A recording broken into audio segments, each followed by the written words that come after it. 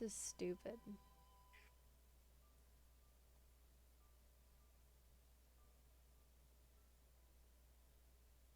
This is so stupid. I'm checking my audio. Dude, this makes me want to die. This is dumb.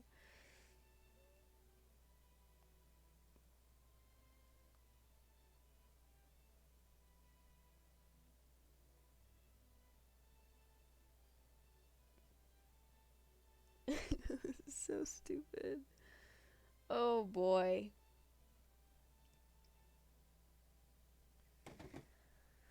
Alright. Time to fall in love. I forgot to change the notification thing. It's fine, it's fine. Okay. A name. A beautiful name. I'm thinking Sandal. It's a good name. I think so. I personally think it's a fucking awesome name. Sandal. I'd name a dog Sandal. No, I wouldn't. That's a lie. Okay. You sleep softly as the morning sun casts a warm glow through the window of your modest student apartment. The world is peaceful and serene. You could say you could stay in the moment forever. Or you could wake up now. Your first day of culinary school is no time to sleep in. Schmack. Laying in bed, you stare at the ceiling, thinking about everything that awaits you at the prestigious University of Cooking School Academy for Learning. Your mind begins to wander. Who will be there? What will you cook? What should you wear? Time begins to fly by, and you find your imagination getting away from you. You need to take this seriously. I better make sure to arrive prepared for the first day. You bust through your morning checklist. Teeth brushed, hair combed, pits deodorized. Nothing can stop you now. You confidently grab a biscuit, strut out the door, and head off to class. Just what you needed to get your blood flowing. A biscuit. Standing in the quad, you gaze upon the magnificent University of Cooking School Academy for Learning. Here comes your lifelong best friend, forever, Miriam. She's the most adorably awkward person you've ever met, and you absolutely love her for it. Good morning, Sandal. Are you excited for the first day of the rest of our lives? Actually, because I sure am excited, a little nervous. Okay, a lot of nervous. It's just that this morning I made breakfast for myself, but, well, when I ate it, I couldn't taste any love in the food. What if I'm no good? What if I fail? Classic Miriam, raised by Master Chef parents, she's always held herself to a very high standard. Ever since we were little babies playing together and you rescued me from that quicksand box, it's been clear to me that you're the most loving, caring person I know. You're gonna do great. I'm such a good friend. Holy shit. I'm thinking I'm going to up my volume a little. Okay, that works.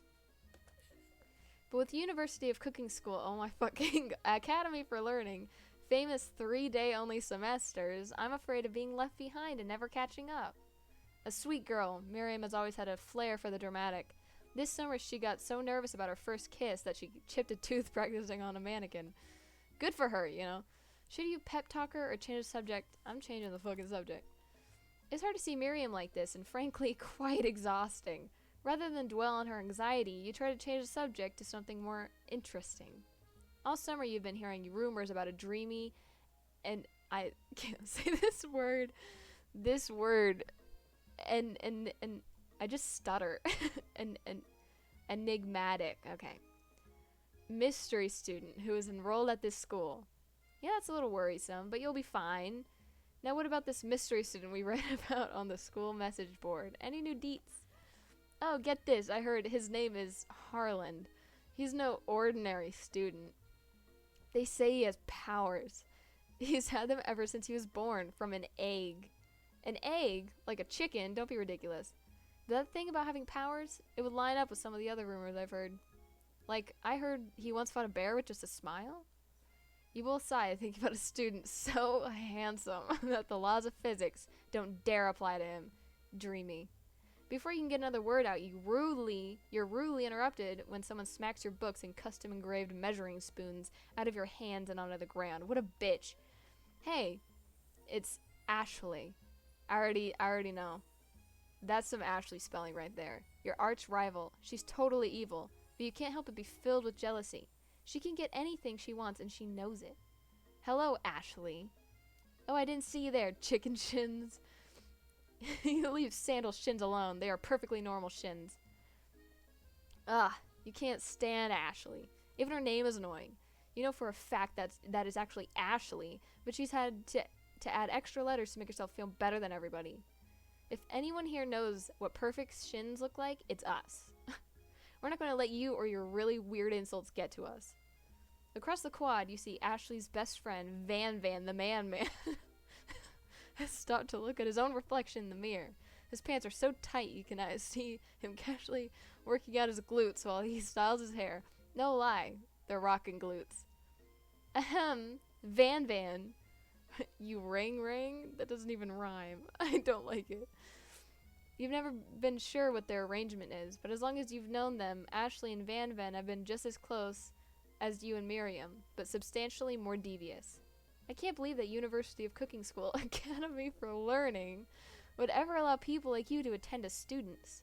I know, right? You think they just hand us our diplomas now? Or maybe hire us on as professors. You amateurs could learn a lot from us. With the first day of school about to start, there's just not time to properly tell these two off, so you resist the urge. Let's go, Miriam. Psh, see you later, losers. As you approach the door, you see a goofy-looking kid pushing hard against the window directly next to it. Okay. Oopsie. I think it's broken. You reach forward and easily pull the door open. That should do the trick. I love you. I think you mean thank you? My name is Pop. I was named after my Pop. He's old. Could someone like this also be a student at the school? He must be one heck of a chef. Also, his name tag clearly says Bob, but I guess he's reading it upside down. Hi, Pop. I'm Sandal. So, are you gonna make me hold the store all day? Nope. And with that, the young man walks into the building ahead of you. It's just me, or is he kinda cute? Man, that is a 5-year-old. If anything, that kid is not above the age of 10. I think it's just you. You both shrug your shoulders before following him into the building. You stand at the edge of the room, unsure where to sit. Other students wander and keep themselves busy, chit-chatting. What am I playing? What is this? A scruffy-looking pooch takes his place at a podium at the front of the class. Adorable. Now, quiet down, everybody. Who's this unreasonably cute pup, and why is he in our culinary class? You must be Sprinkles, head instructor and CEO of... Oh, they've given up on writing the whole thing out. UCSAL. Please call me Professor Dog. It's really fucking clever. I may be cute and a little fluffy, but I still demand respect. Woof. What? A cute dog is our professor? This is the best school ever. I guess only a dog's nose is capable of picking up all the nuances of fine dining. Out of nowhere, wind begins to rush around you as a swirl of cherry blossom petals fill the air inside the classroom. I'm chilly. Someone close the window, and then he walks in. It's the Colonel. You're immediately swept up in aura of this new student and his remarkable goatee. Who knew anyone could be so handsome? Time stands still. That is a 50-year-old man. It's him. If it isn't my favorite student, Harlan. Colonel Sanders interrupts Sprinkles. Sorry, Professor Dog, before he can finish his sentence. Oh, I read it wrong. Please call me Colonel. Colonel Sanders. Who made this? I can't. What the fuck? A hushed murmur rolls through the classroom as Colonel Sanders walks down the aisle of desks. Suddenly the room is sweltering. Sweat begins to bead across your brow. You feel like everyone is looking at you, and you're not entirely wrong. What in the fan fiction is happening? And this over here must be Sweaty Sweats a Lot. Oh yeah, she has bad insults. Maybe we should open the window back up before Faucet Pits melts into a puddle and evaporates entirely. You two both know my name. We were in the same kindergarten class. And what with all your really weird insults? Take a moment to clean yourself up. Okay. It's a good thing you didn't forget about that deodorant this morning. I don't think that's gonna help you, ma'am. Wait, this is technically me. So, Sandal's a different being. We're separate, okay? Professor Dog steps into settle the class down and set some ground rules. Welcome to University of Cooking Academy for Learning. How many times? The greatest culinary academy in the world.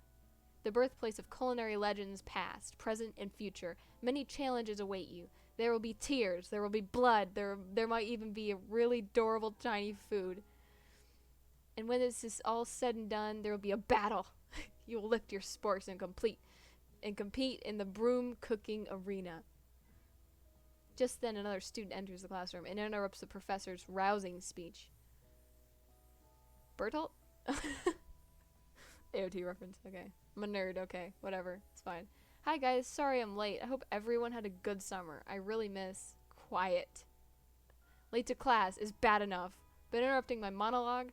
You're on the fast track out of here, young man.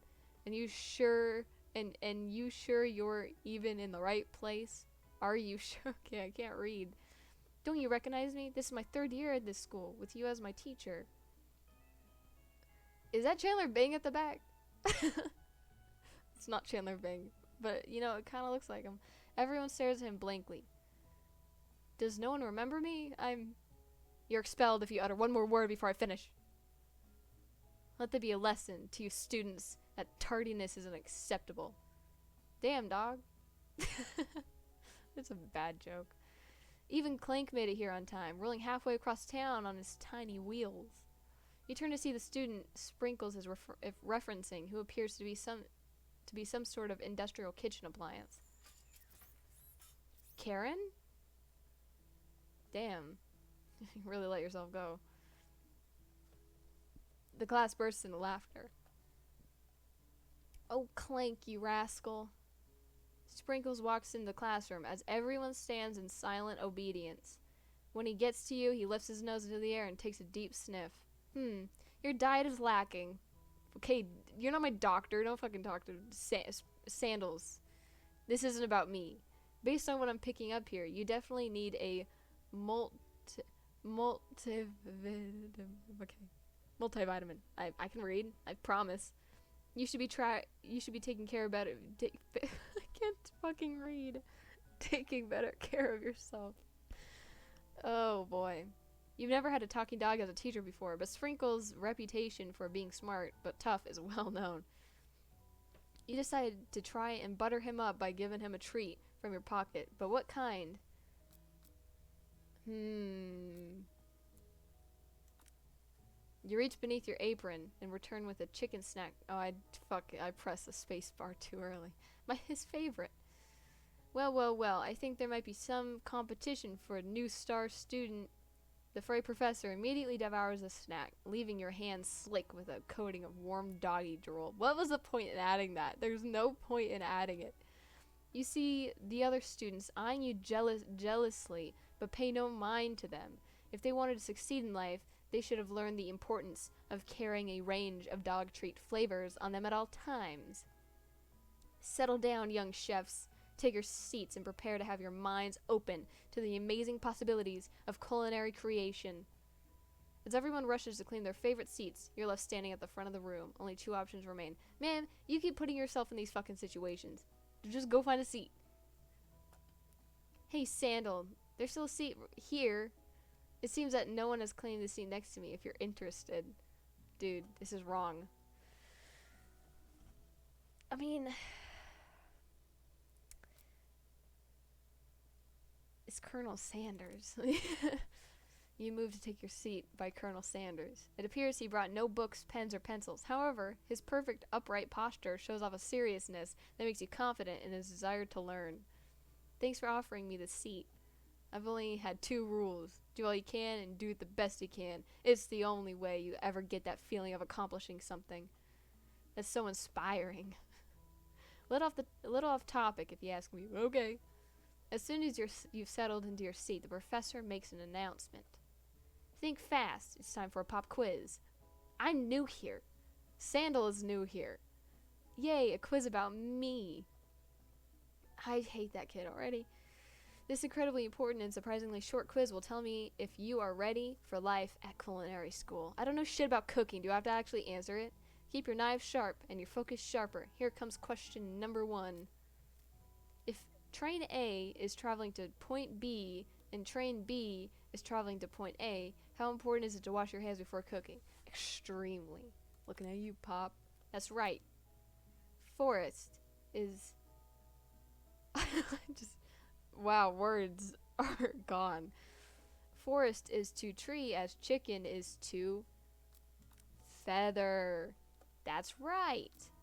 What is the most efficient eating utensil ever created? A spork. That's right. What food is best for a broken heart? A pancake that looks like a silly face, camel meat, anything as long as they're prepared with love. Indeed. We're cookers here. Cookers? Chefs. That's the word. Oh man. Is Sprinkles a good boy? He's a talkie dog. He's the best boy. I thought this was a woman for some reason. Why did I think this was a woman? Maybe it's the glasses. Your total score is perfect. 5 out of 5. Wow, be honest. Did you cheat? You look up to see that Colonel Sanders has been watching you tally your score. He's impressed. He better be. I know we just met, but I have to confess.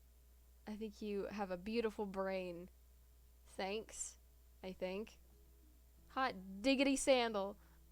What the fuck? You just scored some major Colonel Sanders points with that performance. May I have your attention, students? I have an important announcement to make. Time for lunch. Wow, the cafeteria is as nice as any restaurant you've ever eaten at. It makes sense that a school dedicated to cooking would also be serious about eating. A delicious fragrance wafts through the room and tickles the end of your nose. Your mouth waters. Do you smell that? It must be our lunch. It smells crazy good. Everyone, can I have your attention? Is it about lunch? No, I just wanted to apologize for my tardiness. You see, I don't give a fuck. Howdy, folks. I'd like to make an announcement. Hey, it's about lunch. Everyone cheers. But shut the fuck up. Lunch, lunch, lunch. I want this kid to die. Can people die in this? She said, shh. In honor of the new semester, I've prepared something special to share with everyone for lunch. That must be the smell I smelt. Indeed, that smell. You hold your breath, waiting to see what food this mysterious student has created. You've heard that he's very talented, but are the rumors true? Is this... Colonel Sanders lifts a large bucket above his head. Its contents glimmer in the light. Piled high are huge pieces of chicken, breaded and fried to a crispy golden finish. The aroma envelopes you, and you begin to feel warm and safe. Colonel Sanders has filled a bucket with chicken? What a novel concept. Your stomach begins to grumble, as if to say, stop thinking and start eating. For years, I've been developing a secret recipe for the perfect fried chicken. By my calculation, nothing less than 11 herbs and spices are required to achieve the perfect balance of flavors. You look around and notice that every other student has a pen and paper and is scribbling notes as fast as they can. But that's all I'll say about that. What, you think we want your stupid secret recipe, dude? Pshaw. Nah, my dude, nah. I'm just drafting a last will and testament in case one of those ingredients is poison. Got him. He looks around nervously to see if anyone else is laughing at his sick burn. You wait to see what zinger Ashley has prepared to follow up, but she suddenly takes a different approach. Yeah, and I was just like writing in my diary. Dear diary, today I smelled something beautiful. I knew at that moment the only hands of a true gentleman could fry chicken so tender. You see her body language change from bitter and evil to sweet and innocent as she sets closer to Colonel Sanders. This bitch trying to take my man. She realizes that he is destined for greatness and fame with cooking skills like this. She wants him all to herself. Pull your skirt down. Oh, please. Well, Van, the man, if you don't want any. I'll take this. Whoa, hold on, I mean, I guess I'll try it. He takes one bite and his eyes grow wide. He starts contorting his face as he tries to hold his pure exhilaration and act unimpressed. Easy now, there's enough for everyone. Please, my fellow classmates, dig in. You take one piece of the fried chicken out of his bucket and sink your teeth into it. It's amazing. What the fuck? Why is there an eye? Tasting Colonel Sanders' food transports you into another dimension. Alone with your taste buds, gripping a drumstick in your hand, you float weightlessly. Focus your mind and meditate on this moment. Try and identify every flavor. Savor the moment and everything that it tells you about Colonel Sanders' culinary heart. Swim towards the light. The flavors in your mouth are beautiful, pure, heavenly. What a guy. Alone with the flavors, do you feel something that can only be desired as love? For a man. For a flavor? Are they the same? After tasting his food, you try to get some one-on-one time with Colonel Sanders. This is fucking stupid. Colonel Sanders smiles ever so softly as you approach. He stops what he is doing and allows you to break the silence. Colonel, I wondered if I could talk to you for a second. Anything for a fellow chef. What exactly was on that chicken? Ha ha ha. How bold to come out and ask. It's an idea I had for a new combination of flavors that will make me my fortune and establish my legacy for all time as I open a chain of highly successful fried chicken restaurants. No big deal. It's just you and me here talking. I can keep a secret. In fact, I've got some of my own that I'd be willing to trade. What's the rush? The semester's only getting started. We've got 2 more whole days to get to know each other. I forgot. It's a 3-day semester. It's clearly not going to give it up easily, but it doesn't hurt to be persistent. You know what they say about secrets, Colonel? Shouldn't learning be fun? You've got moxie, I'll give you that. Colonel Sanders looks both ways to make sure you're truly alone, and then leans in, to get away from me. You feel his warm breath as he whispers. Just one ingredient, but you can't tell. I use blank. It's something my great-grandmother taught me. Blank? Wow! You'd never have guessed that. In fact, you're not even sure where you get some if you searched. Well, you're wrapped up in that huge revelation. You notice that Colonel Sanders has disappeared. While everyone else is still in the cafeteria, you decide to look for him. Oh yeah, he has powers, doesn't he? You find Colonel Sanders outside, standing in the quad. Oh, it's you again. Howdy. Sometimes I like to come outside and look at the school buildings. I think about how my story will continue on after I've graduated. It's 2 more days. It sounds like you have big plans. I dare say the biggest. I will leave my mark on this world. You can bet on that. Alone together for the first time, you figure now is the perfect moment to show him your personality to him. Him to show your own strength. Wow him with a big idea to add an additional ingredient to really spice things up. The modest, but I'm gonna do something interesting. You know about that? I was thinking about your secret recipe. I don't doubt it. It has a way of leaving an impression on all who taste it. You decided to show him that you also know a thing or two about blowing minds with new flavors. Actually, I had some thoughts on how you can improve it. Improve it? You want to change my secret recipe? And you think you can do better? Have you ever heard of habanero peppers? Heard of them? I tended an entire garden of chili pepper varieties. Habanero poblano. I can't say that word. But that's not the point. You can't just toss new ingredients into my secret recipe and expect to improve it. Recipe without balance. It involves careful consideration and refinement. I didn't mean to. Let this be the last time you improvise my recipes. Sandal. I'm headed back to class for the next lesson. That certainly didn't go as planned. You'd better head back inside, but you wait a moment so that Colonel Sanders doesn't think you're desperately chasing after him. You step into the massive cooking arena where the afternoon lesson will take place. Each student gets an oven and all the tools and ingredients they could need. I think I'm fucking up my chance with Colonel Sanders. Look at this place. It's magnificent. Finally, we get to show our stuff. The longer I read, the less good it's it's coming out as. Do I have any water left? I don't think I do. I do not. That's okay. Wait a second. Oh no. We have to show our stuff. What if I totally blow it? You're not gonna blow anything, except maybe kisses to the crowd of fans you're gonna earn with your signature of 4 adorable tiny food creations. Welcome, students, to the cooking arena. For today's lesson, we'll be cooking with partners. Hurry up and pair off. I'm going with Colonel. Naturally, Miriam looks over to you, but unable to control yourself, you pounce on Colonel Sanders. Hey, Colonel, would you like to tackle this lesson as a team of 2? That is, me and you, if that wasn't clear. Want to be my partner? Sure, Sandal. I'll prepare our station. Acting like I didn't just insult him. Without you as a partner, Miriam is left standing all alone. 2 different students quickly take notice. Hello, new partner. Oh, I feel bad for her.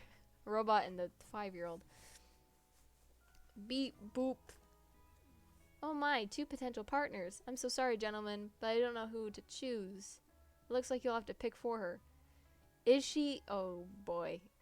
Friend duties can be a little awkward, but that's the price you pay for not being alone forever.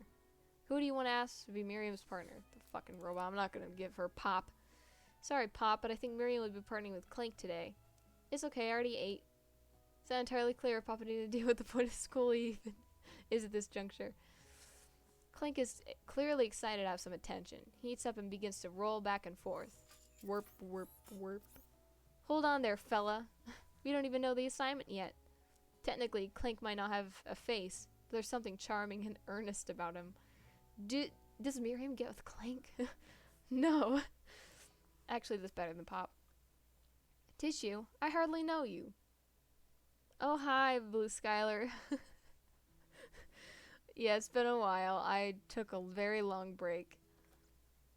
Clank judders, and a panel shakes loose. You get the impression that this is a sign of affection. I put a robot with this girl. Looks like you 2 will be fine. Now it's time to focus on your own cooking classwork. Alright, you 2. For today's lesson, we're going to keep it simple. Pick a basic dish and divide up the steps. No chef is an island. It takes 2 flints to make a fire. You get the idea. Which dish do you suggest to your partner? Colonel Sanders. Steak tartare seems easy enough. It's fancy and you don't even have to cook it. Using octopus will blow Colonel Sanders' mind. Your grandmother's mashed potatoes and gravy. Steak tartare seems easy enough. It's fancy. You don't even have to cook it. Let's stay close to home. It's always been something of a down-home chef. I was thinking we could make something warm, inviting, comforting. Maybe mashed potatoes. And gravy? I couldn't imagine one without the other.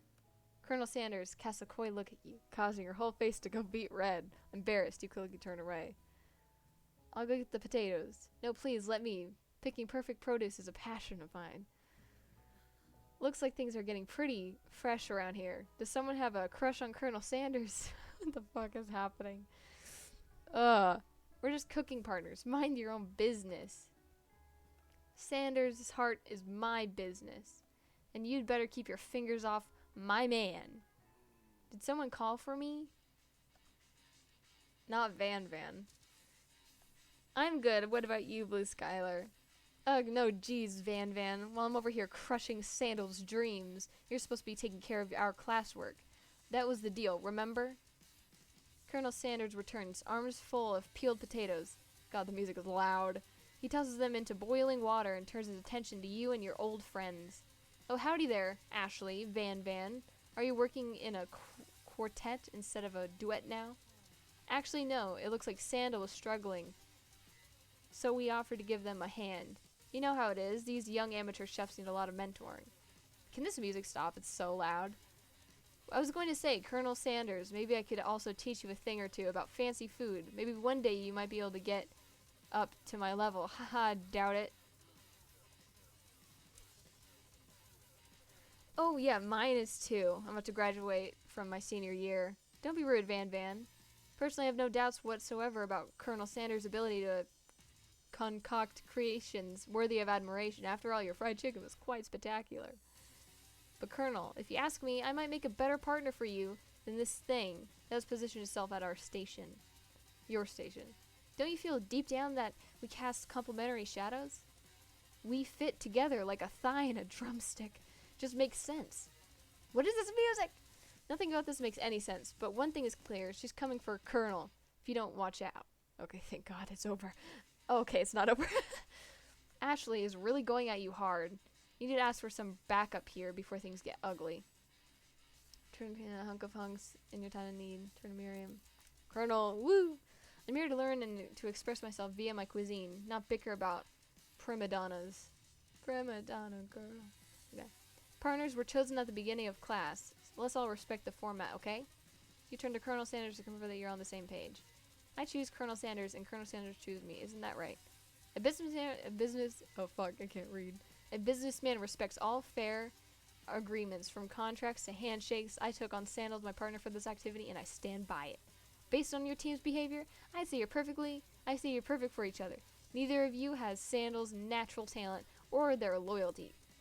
Being defended by Colonel Sanders leaves you feeling proud and full of potential. You look for Sprinkles in hopes that he might step in, but he's nowhere to be found. Darn those cute corgis and their short but sturdy stature. You look down at your station and realize that, in the tension of the moment, your hands have been cooking on autopilot. Wow, talent. Distracted by the drama, you've already crushed the boiled potatoes and a perfectly creamy mashed texture, with plenty of butter and cream for flavor. It's as if your natural passion guided you through the steps you know so well, while your attention was elsewhere. I know just what to do. Colonel Sanders extends his hand. He's holding a beautiful white porcelain gravy boat, out of which pours a smooth brown gravy, smothering your nearly finished potato dish. Gravy flows down the mound of mashed potatoes. The results look spectacular. Granny would be very proud. Colonel Sanders holds a spork out to you. You reach out and grab a hold of it, but he doesn't immediately let go. The two of you stand holding the same spork, and for that small moment, all the madness and pressure of this crazy world stops. Your eyes lock. The moment is electric. Time stands still. You love something. If you love something, what the fuck? Together you dig the utensils. You dig the utensil and the mashed potatoes and lift a heaping sporkful up. And when you see Ashley with a sinister look, you know she's plotting against you to be with Colonel Sanders. Again, not the music. I know, right? This is so odd. And then, filled with rage and without thinking, you fling the sporkful of mashed potatoes right into Ashley's stupid, beautiful face. Am I gonna have like a whole thing with Ashley? You know, I mean, wait, not me. Sandal's different. Sandal doesn't. It's two different people. Van, do something, do something. Scooping up a fingerful, Van tastes the dripping mashed potatoes and gravy and realizes that it's delicious. Horrified by his revelation, he slinks away. Will he ever be able to cook something with so much love and integrity? Okay. So, here. Okay, so this is a Colonel Sanders dating simulator. It was free on Steam, so I'm playing it. Hold on right there, Sandal. We do not waste food at the broom cooking arena. Colonel Sanders, I expect better from you. If you throw one more spoonful, you'd better be prepared to eat it from wherever it lands. What if it lands on my face? Sandal's face. So, someone made, like, a dating simulator, but you can only get with Colonel Sanders. So, it's a story about falling in love with Colonel Sanders in, like, 3 days. Can I has potatoes face? Okay, that's a 5-year-old. Van rushes back over, a covered dish in his hand. Mashed potatoes with gravy? Pathetic. In just a few minutes, I've prepared a full meal. Gaze upon my specialty. I can't read. Braised tentacle of octopus in my silky saltwater sauce, plated on a battle axe blade, forged by my supreme chef ancestors. You've ignored me for too long. That ends now. It is I who will have first bite, and you will all look on with envy. The interrupting student rushes at Van and swipes a bite of his signature dish right off the plate. No, don't. Something about this dish doesn't strike my nose quite right. I think the octopus was rushed, may have turned in the process. The results could be toxic. Too late. It has been eaten. I think I left something in the oven. I don't feel so good. It killed him. Yes! Someone can die! This is a great game. Everyone step back. Don't take another bite. When you look back at the plate, the rest of it is gone. You notice the tip of the tentacle being slurped in. Yeah! Does he die? Does he die? Pop winces in pain for just a moment, then is almost immediately back to his obvious. For fuck's sake! I wanted him to die so bad. Oopsie. Tastes like poison. The entire class is gathered to watch Pop's. He does die. I'm having like whiplash. Shock has frozen the whole crowd. They are as motionless as statues. Wait a fucking minute. The class bell rings, disrupting the moment and snapping everyone back to reality. It would appear that Pop's enthusiasm for trying new things, despite obvious danger, has inoculated him against poisons. For fuck's sake. No! He couldn't have just died? I'm not sure the professors here make enough money. Hello. I just turned into a ghost over here. Seeing that you're shaken up by words. Shaken up by that really annoying student and all his nonsense, Colonel Sanders approaches you. I'm sorry you had to go through that. Please, let me walk you home. What? Like for real? Oh, come on. You follow Colonel Sanders out of the room. At night, the school building has taken on another vibe entirely. It's dark and more than a little spooky. Colonel Sanders stands at the quads, neon glow, and speaks softly. Those mashed potatoes you made in class today. Before you go on, I want you to know, they're not a great representation of my skills. I didn't even realize I was making them. They were amazing. Tasting them, it reminded me why I became so passionate about food to begin with. Colonel Sanders is getting choked up. Cooking is obviously important to him, in a way that you find him inspiring. Now might be the perfect time to tell him you're developing feelings for him. Oh my fucking god, you just met him. Colonel Sanders? Yes, Sandal? There's something I need to tell you. For fuck's sake, Van, I was about to get in my whole romance mood, alright? Hold it right there. There's something I need to tell you first. This is interesting. This is a story of the ages. Oh, jeez. You see, when I was just a boy, I had a dream that one day I would be the greatest chef in the world has ever seen. And every day since, I've been working towards that dream. Day and night, never stopping, never resting, also lifting a lot of weights. Like so many weights. We should follow our dreams with all of our hearts, that our souls may grant them like wishes floating on a shooting star. Hey, no, you, shut up. I'm the one here to say inspirational stuff and be the star of the story. No, you're not. Are you forgetting that your cooking literally killed a guy? Yeah, why aren't you arrested? Like, what the fuck? You can't prove that. I also saw you kill that guy. What was his name? Somewhere in the distance, you hear a long, sad sigh. Forget him. We're talking about me. Me. I'm the hero. Oh. You know, I can't say I expected this. The Spork monster is here to fight a hero. I think I left the fridge door open. Later, nerds. How dare you threaten me just as I was letting down my guard and connecting with another chef on an emotional level. I know, right? This is ridiculous. Be afraid. Be very afraid of me. Because I'm a monster. See? Is he rhyming on purpose? Or is that just a coincidence? But before you can discuss syntax any further, it's a turn-based fight sequence. What will you do? Attack. You just like go into the attack. Which attack will you use? Cook with love. Cook with love does 1 damage. It just got real. That attack really upset Spork Monster. Spork Monster goes on the attack. Am I like having an out-of-body experience? What is this? They spit hot gravy at you. You take 1 damage. Attack. You decided to go on the attack. It worked last time, right? Cook with love.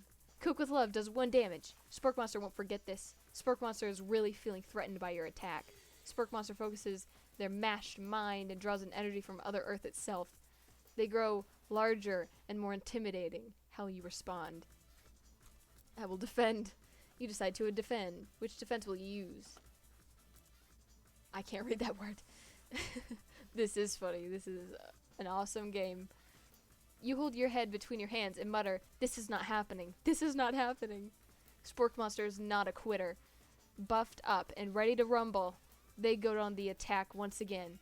Spork Monster use Utility Tensile. You take 2 damage from the attack. If you take much more damage, you're not going to survive the battle. Attacking. You said go on the attack. Cook with Love.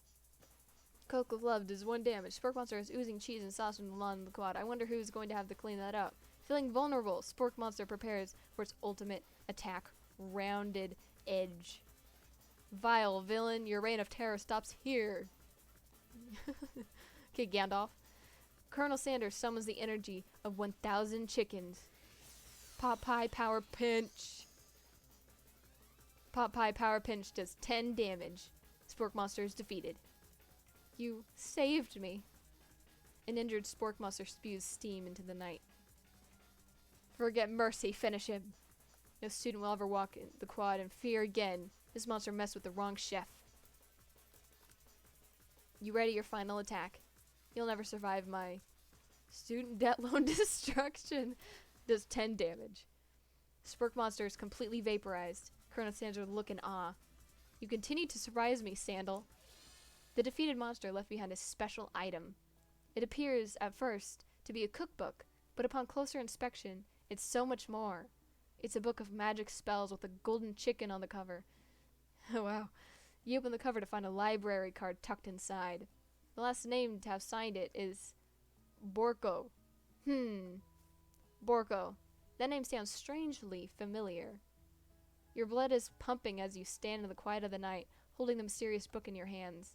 As you come down from your battle buzz, you realize that your final attack has left you completely depleted. The world around you begins to fade away. Without any energy to keep your eyes open, darkness overtakes you. The image of Colonel Sanders flashes before your eyes as you fall asleep. He must have helped you get home. In your tired state, you don't know if you could have made it without him. What a guy. You want to thank him, but you don't have the strength to utter a single word. You feel your covers being pulled up over you as you are tucked in tightly. Good night, my Colonel. What the fuck? In your dream, you're together with Colonel Sanders. For some reason, Sprinkles is also there, instructing your love. Dreams are weird. Zzz. You're awake. On day 2, an attempt to process the wild visions you had. Were they memories or premonitions? And then there was that secret ingredient that Colonel Sanders went ahead and told you outright. Not much of a secret, huh? It's probably just because he already trusts you so much. Sure, that makes sense. We'll go with that. You met up with your bestie in front of the school. Before you can tell her about the encounter with Spork Monster, she launches into a story of her own. Oh, I know this might sound a little strange, but I think I might be, I think I might like Clank. Hell yeah, the robot. Like him? I know it sounds like it's moving too fast, but there's something about him. I like him. Like him. We got to talking after class, and he's actually a totally sweet guy. Not only that, but he's really smart. He told me all kinds of stories about Colonel Sanders. Hey, hold on. Do you know that Colonel Sanders was the most popular kid in his high school? I don't doubt it. No, but that does make complete sense. Yeah, but he was so popular that he was voted prom king at a school he didn't even go to. He was also the convertible. Okay, yeah, I read that right. That he himself rode in at the front of the homecoming parade. I'm thinking maybe something got lost in pressure cooker language translation there. Either way, maybe it'd be best if you took it slow with this new boy, like I am with Colonel Sanders. You and Colonel Sanders, the coolest guy in school, the most famous student ever to ever attend University of Cooking School Academy for Learning. You're a thing now? We definitely connected yesterday. Aha, sure you did. You're great. Why wouldn't he be into, I guess? Miss, this is not okay. This attitude you're giving me. Laughing at the implication that you and Colonel Sanders might be a thing is definitely not cool. You are great. You have an idea about how to prove that your love is real. Well, if he's not into me, what did he tell me one of his secret ingredients? Your bestie's eyes light up. A secret ingredient? Yeah, I just said that. A secret ingredient. Is there a dramatic echo in here? Miriam checks to make sure you're alone before continuing. So this summer, while I was on vacation with my family, a lovely man approached me in the garden where I was wandering. This can't be good. He told me all about his passion for spices, secret spices. The man even gave me some to show me what he meant. He said it was a powder created from super duper rare dried flower petals, and that if I did him a big favor, I could have some of my own. Please, Miriam, don't tell me. So I filled my suitcase with them and brought them home. He was so nice. He even met me at the gate when I arrived. Later when I cooked with them, a very strange feeling came over me. The flavor was unlike anything I'd ever tasted. I think you're being very liberal with the meaning of spices here. Whatever. Anyhow, we both share an interest in cooking, so we've stayed in touch, you know, like pen pals. He would love to know more about new spices. Well, I'm definitely not supposed to share Colonel Sanders' secret recipe. And besides, I only know one ingredient, so I doubt it'd be much use to anyone. Please, please. It would mean the world to me. No one has to know it came from you or from Colonel Sanders. What do you think? Should you protect Colonel Sanders' secret or share it with makeup and fake ingredient? You quickly think of a fake ingredient name. I don't know. How about it was Eye of Newt? I know, sounds like some kind of witch's potion, but what can he do? Eye of Newt. Wow. Her eyes light up imagining such a thing, and you figure that you've satisfied her curiosity and she'll move on.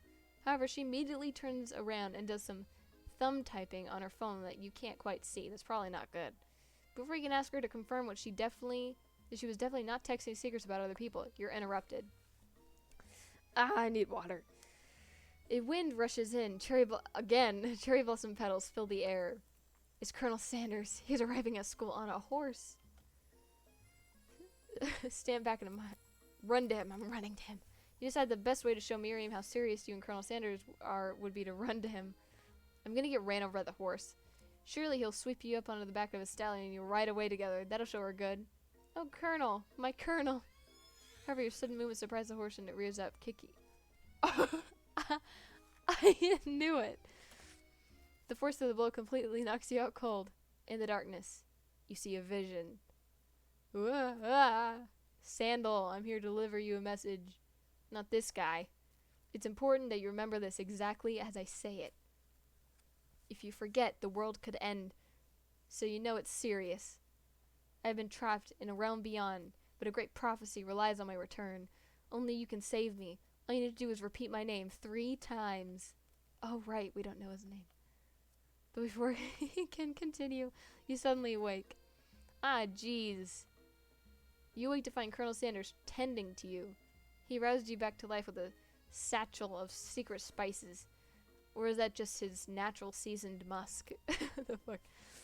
I'll compliment the craftsmanship of his horse's shoes. Maybe he shouldn't be riding a horse to school. Maybe you shouldn't be running up to animals you don't know. It's hard to say who was in the wrong here. One thing is for sure, that Colonel Sanders is pretty dreamy. That horse has beautiful shoes. I could really feel how smooth and sturdy they were when they were pressing into my face. That's nice to hear. No one truly prates good craftsmanship anymore. And with that, Colonel Sanders disappears with the school, leaving you. I just got kicked in the face by a horse. And he left me, leaving you and Miriam to follow. When you enter the classroom, you can see your 2 rivals, Ashley and Van Van, are doing something. He killed somebody. Why is he here?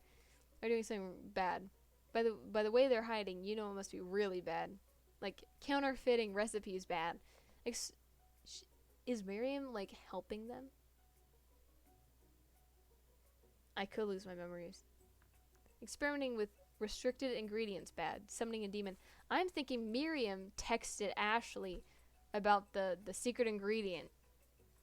You try and get a peek over Van Van's hulking shoulder, but he sees you coming. Whoa there, little one. Not sure you're ready to handle this. Why don't you make it like a bee and mind your own wax, honey? Tell them to stop acting immature. Act like you're not interested in them, but really try to get a closer look. I'm going to try to get a closer look. You sit near the rivals, but leave your back turned to them. You even hear Van Van mutter something that sounds a bit like a magical spell. However, he noticed you eavesdropping.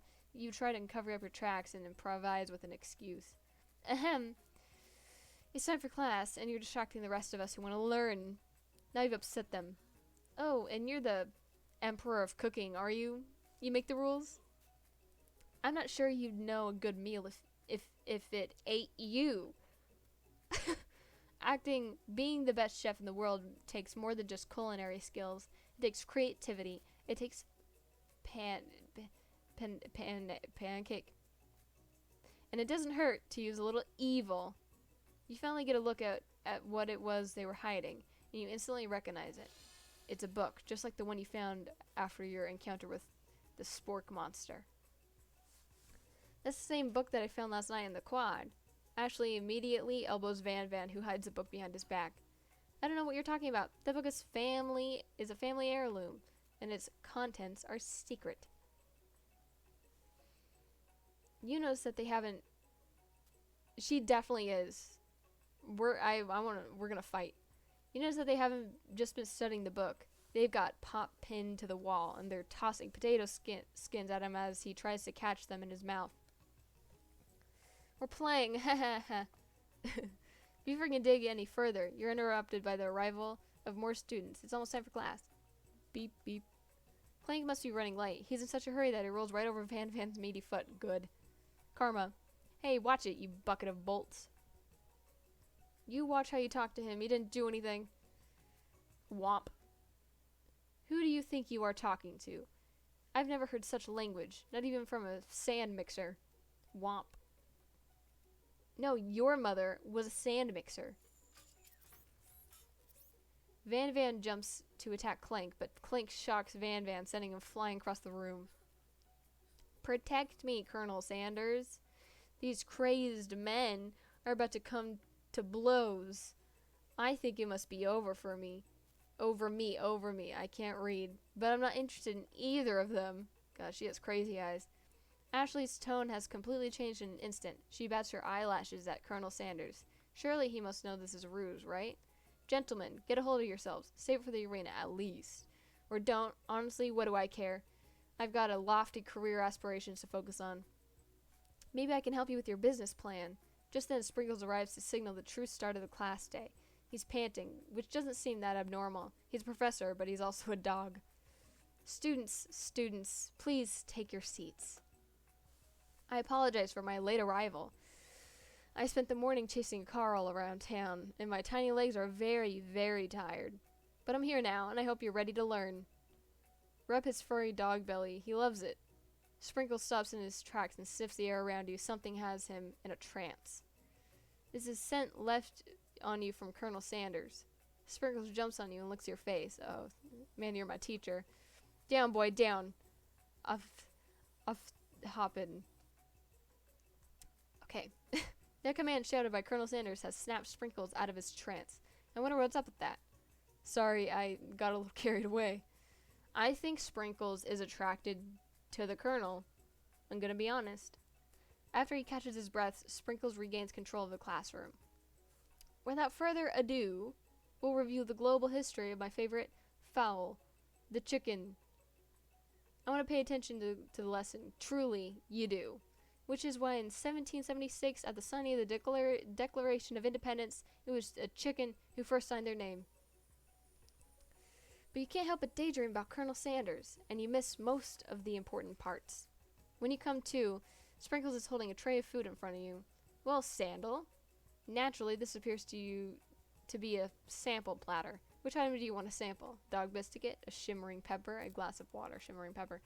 The brightly colored pepper stands out from the other items. It sparkles in a most eye-catching way. So naturally, you reach out, grab it, and eat it right away. However, your body is not prepared for the heat.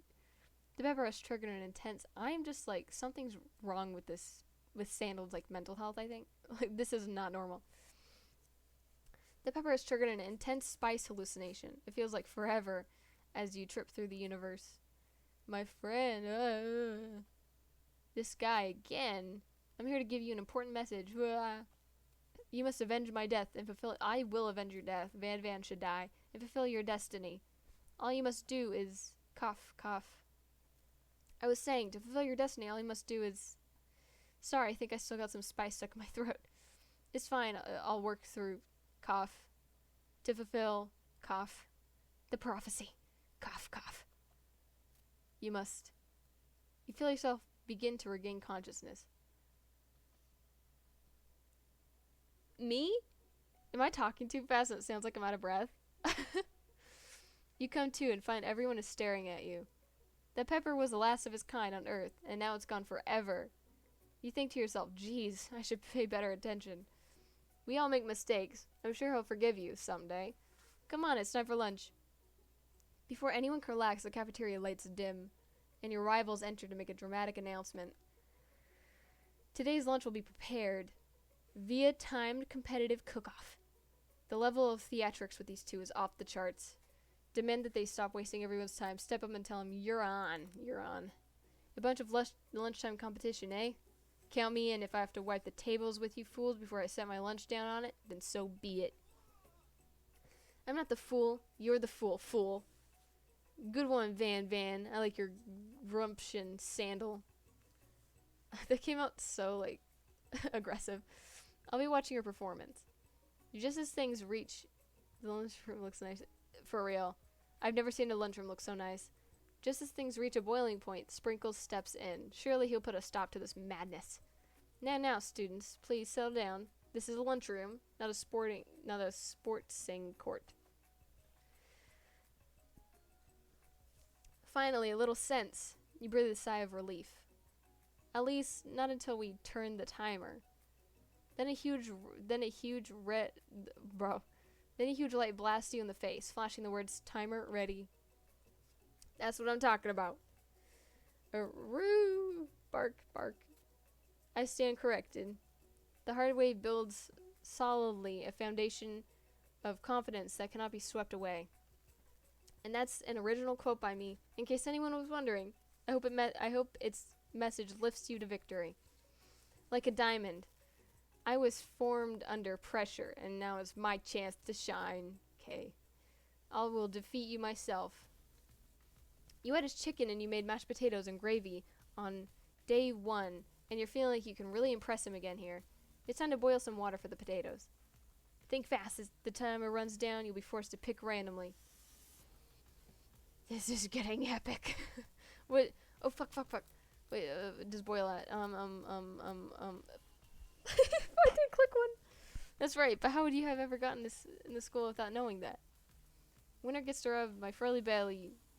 Let that enticing offer motivate you. You're going to need to season this chicken before you cook it. You don't know Colonel Sanders' recipe exactly, but you have an idea.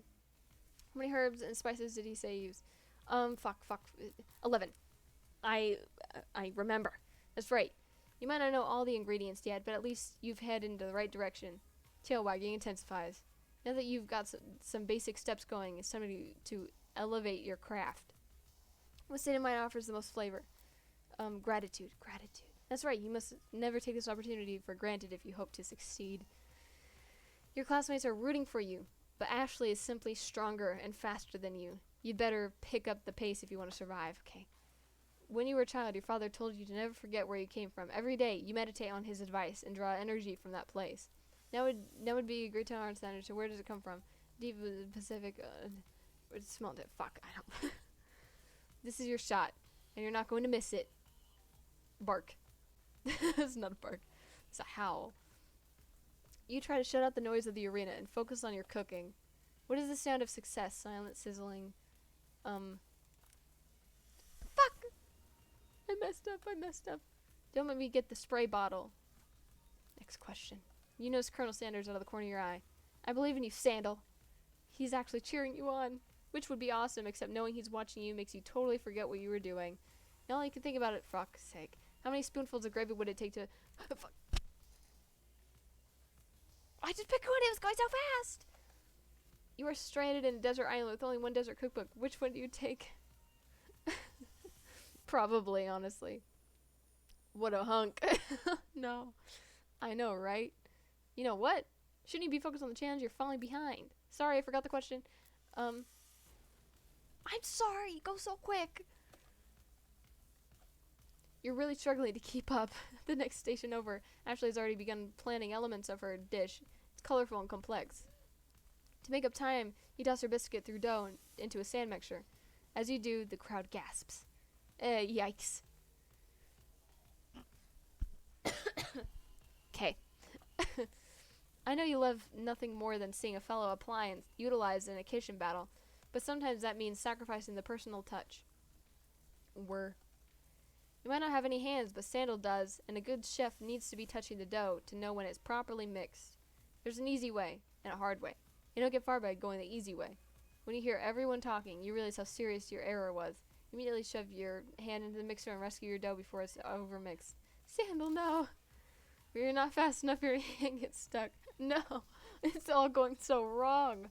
It's immediately crushed by the quickly spinning beaters. There's no way you'll be able to use that hand for the rest of the match. Colonel Sanders shakes his head in shame. No! What you often find is the easy way can turn out much, much more difficult. Everyone, well, he's giving me mixed signals. Everyone stop what you're doing right now. The battle is over. It can't be. I was so close to finishing my dish. Sweetheart, look at your hand. You simply cannot go on. Yeah, the robot shirt does fit him. Lucky for him. I'm surprised he's allowed into school. Ah, that's too bad, and here I am with a completed dish, ready to serve. Surely that makes me the winner by default. Shut the fuck up. No, it wouldn't be fair to compare the two. An account of Sandal's injury. I can't believe I named this character Sandals. It's a dumb name. You see Sprinkles begin to lick his doggy chops as he locks into the dish. But I suppose you should at least tell us what you prepared. Well, because I'm the sweetest, I skip straight to dessert. Under the white chocolate dome, you'll find a wide array of delights, taking you on a journey of flavor that tastes good and tell the story of excellence. That looks stupid. I was going to ask Sandal to do the honor, but since you're injured, I'm afraid that pouring this creamer of delicate hot chocolate sauce might be too difficult. Colonel Sanders, if you wouldn't mind, fuck's sake, lending me your strong, steady hand. Colonel Sanders poured the hot chocolate sauce on top of the dome, causing it to melt away, revealing the ingredients hidden within. She's a bitch, that's what she is. Dude, why does that look? Fuck's sake. Inside you'll find a delicate fried cheese croquet. Okay, so we're gonna ignore that word. On top of a slice of honeycomb, ice cream, 2 ways, tender, I can't read that word, and pearls of blueberry. I can't read that word either. I'm slightly illiterate. Colonel Sanders seems intrigued, but perhaps not impressed as he dips his finger into the chocolate sauce. Simplicity isn't your strong suit, is it, Ashley? Oh, you, heh. As he places a soft, covered finger onto his lips, Ashley leans over and whispers something to his ear. A dab of sauce sticks onto his mustache. No. Ugh. But I can't seem jealous. I'm doing it. I'm gonna tell your apron to wipe the sauce off his glistening face. Colonel Sanders recoils him. No! No! This goatee isn't a fashion statement. It's also functional. I'll say... No! No, I fucked up! I fucked up! If it starts up again. Dude, I will lose my mind.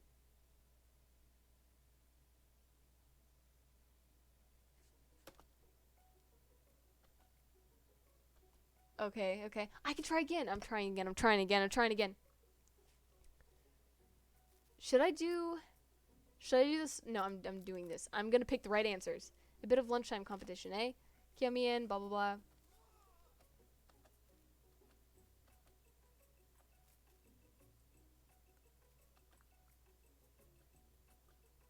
Final little sense. Timer, the timer.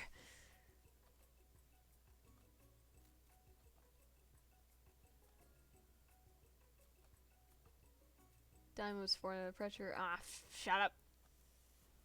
Okay, you had a chicken. You did a ton of oil. Okay. Think fast. The timer runs down. You'll be forced to pick randomly. The temperature does water boil at. That's right. But how did you even school without knowing that? Okay. You're going to need seasoned chicken before you cook it. You have no idea.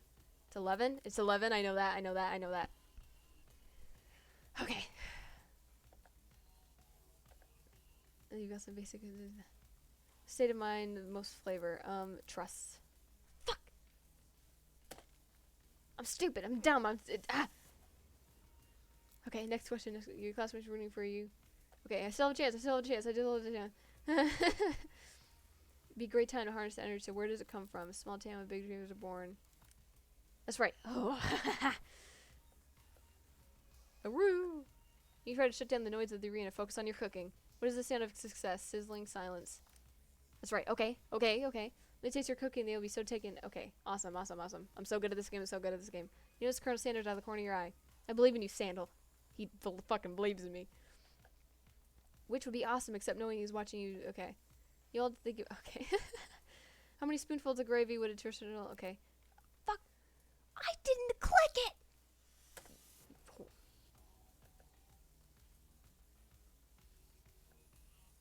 A hunk.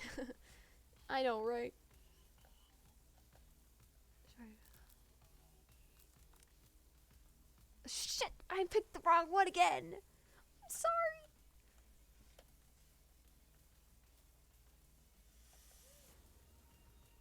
No, no, no, no, I made the same mistake. I fucked up again. Oh no. I fucked up again.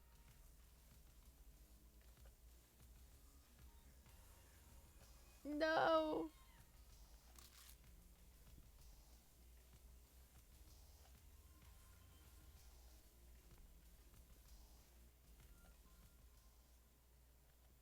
I fucked up. Shut up.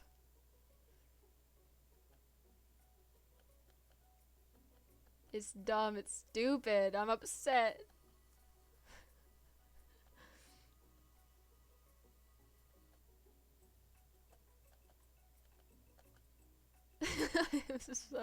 This is stupid. I have to internalize it. Your rage burns so intensely within your eyes that they burst into flames. The flames cause your eyebrows to catch fire and turn to ash, and they fall off of your face, which means people will have a hard time understanding your emotion for the rest of the semester, perhaps forever.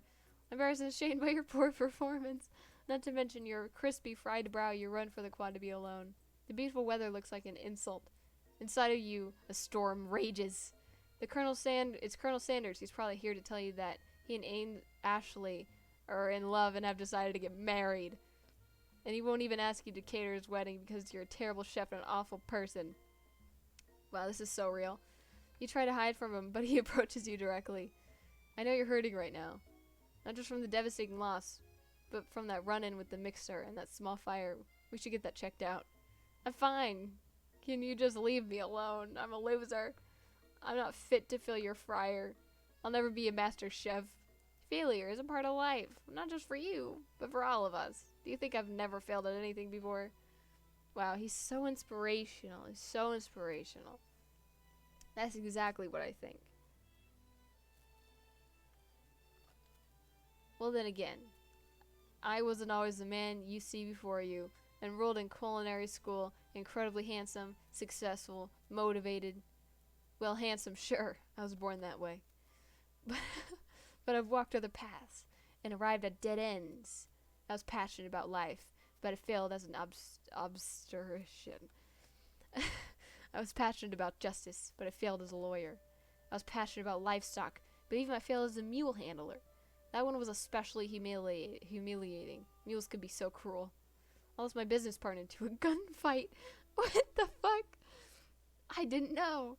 People see my delicate ribbon tie and my well-kept beard and assume that I've got it all together, which is true now, but it hasn't always been. Sounds like this guy could really use a hug. No, I think I could use a hug. His life is awesome. I resolved then that I was going to amount to something. No amount of hours, labor, or money could deter me from giving the best I had to give. As Colonel Sanders changes focus, you can see something ignite inside him, a burning passion.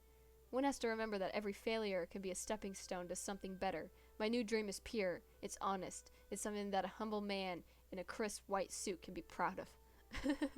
I'll create a new chain of chicken restaurants that will bring joy to the entire world and make up for my past misdeeds. Yay! Why is he here? Why is he here? Fuck's sake, why is he here? As your moment grows intimate, you're interrupted by a threatening, shadowy presence. Another! A battle scarred from the night before, you prepare for the worst. It's a spork monster. Grrrah! Spork monster here to fight a hero. Is anyone else feeling a little bit of deja vu? Sorry, Gorko, but I could have sworn we already battled you last night. It was Borko, my twin, and I, Gorko, am here to avenge them. Are you stronger than Borko? Well, we're twins, so no, not really. We're pretty much exactly equal in every way. Why do you ask? Colonel Sanders smirks. He is already on the same page as you. It's just that we beat Borko pretty easily, so I don't think you have much of a chance. Not to mention, I feel really guilty about that. If I could take it back, I would. I wouldn't. I think what Sandals is saying, we can't just be friends. Life's too short. Can't we just be friends? Life's too short for making enemies. I suppose. Didn't we kill his brother? He's like, yeah, we could be friends. We really don't need to fight. It's just that I've got these pointy teeth and claws. All the better for enjoying tasty foods. Surely you like to eat, don't we all? Of course I do. Inspiration strikes you and you come up with a quick idea. Chomp on this. Toss a biscuit into Gorko's open mouth and he devours it in one gulp. Delicious. You're much nicer than the evil students who once upon a time turned me into this creature who stands here today. I don't believe it. You were human once. Well, no, I was a chihuahua. But I was a student at this school until one day some mean kids with a magic spell book cast a dark enchantment on me, and I was forever transformed. Magic spell book? Precisely. Borko used to have a copy, but somewhere along the way I've lost it. If you find such a book, I beg of you, respect it. You're a powerful chef, and shouldn't rely on dark and evil magic. No, you should be protecting the innocent from those who would cheat them through sorcery and ghoul. It's fine. If you need me, don't fear me. I will be there. It sounds like there are some bad cooks in the kitchen of life. Sandaled together, I am sure we can defeat them. Come back to my hideaway and we can discuss. A personal invite. Can't imagine what Colonel Sanders' home must be like, but it sounds like you're about to find out. Stepping inside Sanders' home, surrounded by his things, you start to feel a special bond with him. It looks like you live such an exciting life, Colonel Sanders. Every day can be an adventure. If you Fuck. My throat is dry. If you approach it with the right attitude. Long ago I made the decision to never stop searching, never stop working, never stop imagining. Have you been working on any new recipes of your own lately? I'm always excited to talk about food with another ambitious chef. Well, there is something. It's just a side dish that I've been tinkering with. He looks like an old man. Trying to find the right balance of flavors and texture. I'm not sure I've nailed it yet, but I'm close. Why is he on a camel? Anyway, Colonel Sanders' eyes perk up as he starts to wonder what dish you might be describing. It's meant to pair with something spicy or something crispy. Both, perhaps? Maybe you've got him right where you want him. Should you reveal your new creation to him, or keep it a secret just for you? Reveal it. You decide that you're as ready as you'll ever be to share your original cooking with Colonel Sanders. Before you can talk yourself out of it, you decide to dive in head first. You reach into your lunch bag for a special dish that you've been keeping it on ice all day. I present to you my original coleslaw. The shredded cabbage. You're kidding. This is weak. The shredded cabbage just glistens in the light of Colonel Sanders' Lux hideaway. Magnificent. Together you chow down on the creamy slaw until till a spoonful remains in the bowl. Do you mind if I hold on to the last bite? I like to have it around so that I can admire its taste later and think back on this moment. You could offer to make him more, but he seems like a very sentimental kind of guy. Sure, why not? Please make yourself comfortable. I'll be back in just a moment. I'm afraid now. What is he gonna do? You realize that now would be the perfect time to do some snooping. Where in the room are various items that you can look closer at. Each item seems to radiate memories and emotions. Tap on an item. Ooh, fun! Not the Colonel. The baby picture. An adorable little boy crawls across the floor from the goatee and mustache combo he sports. You figure this must be Colonel Sanders himself. That's tragic. That, or maybe it's the drumstick that he seems to be waving like a rattle. Who framed a baby picture of just themselves? Probably the same type of person who would make their own face a logo of a company they founded, am I right? Tap on an item to discover more about the Colonel. The photo appears to be Colonel Sanders, except he's an old man visiting... Is this a son of, like... I'm so confused. He's a time traveler, visiting the pyramids of Egypt. Maybe this is where he discovered one of his secret herbs and spices. Tap on an item to discover something about it. One of the framed photos shows an old man that looks a bit like Colonel Sanders. He's a fucking time traveler. With a friend. They hold fried chicken drumsticks and appear... They don't hold fried chicken drumsticks. That's not at all the picture. They're not... What the fuck? That's not the picture. You look closer and see that there's a short inscription. I wonder who my friend Pete is. Is that the kid, the ghost kid? Okay, wait, I'm afraid. The door, what is the door? What's the door? Oh, it's a fucking jacket. You open the door in Colonel Sanders' closet and find a row of his signature white suits hanging within. You take one off its hanger and try it on. The jacket is a bit big for you, but it's soft and comfortable. You give yourself a deep hug, breathing in its scent. Ew. They say that home is where the heart is. Is this what they meant? Before you can look any further, you hear Colonel Sanders returning. He has a new dish that he's been working on, and he wants you to taste it. You try to act casual until he asks you why you're wearing his jacket. I don't usually loan this out, but I must say, it does look good on you. Oh, thanks. I mean, Sandal says things. This is not me. Oh, crap, the jacket. You forgot to take it off. You decide that now it's your moment to take the big move. You tell him you're cold. You fess up and tell the truth. Fess up. I don't care. You confess. I think I've developed feelings for you. A. True. Not me. Sandal. Fuck this.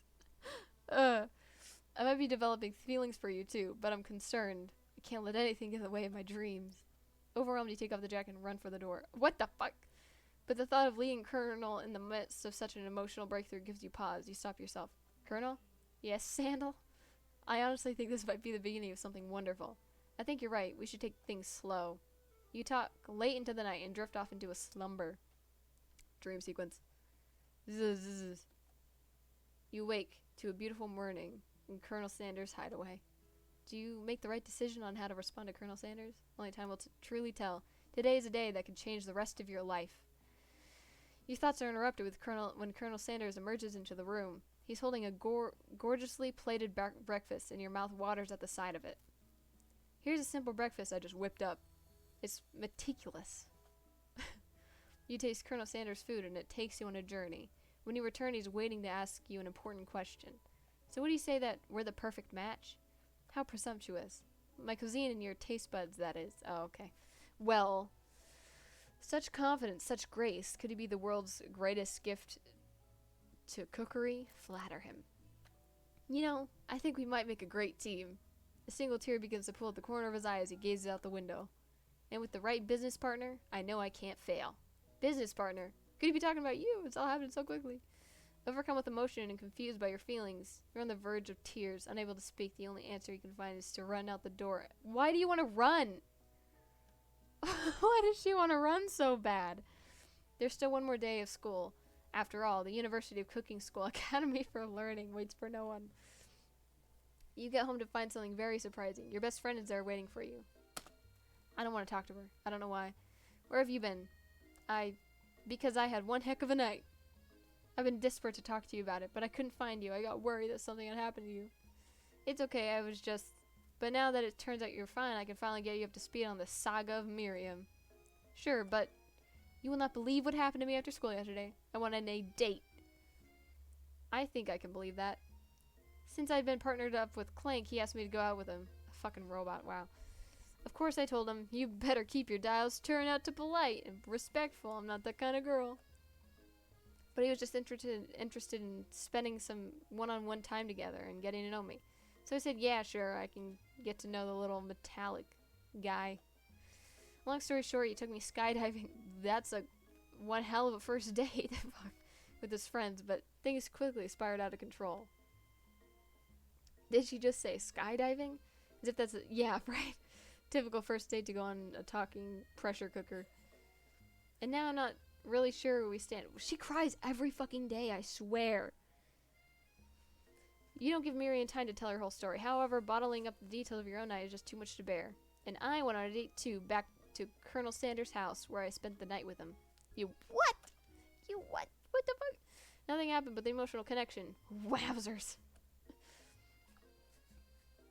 Miriam tells you to move on from the whole Colonel Sanders. No. Being upset that Colonel Sanders is wrong, you don't... she's not my best friend. I don't like this bitch. After a short argument, you both agree to go your side. Thank God. Good. She's on their side, I swear. When you arrive at school, you encounter your rivals in the quad. Yeah, she's gonna spill something. I'm so glad I didn't tell her the recipe. You can tell from a distance that they're picking on Pop. Though bro. He himself might not quite grasp that fact. Because, you know, he's Pop.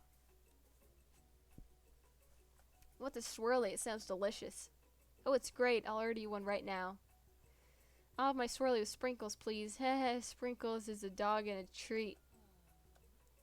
You can get your squirrely dip, too. Why don't you pick on someone your own size?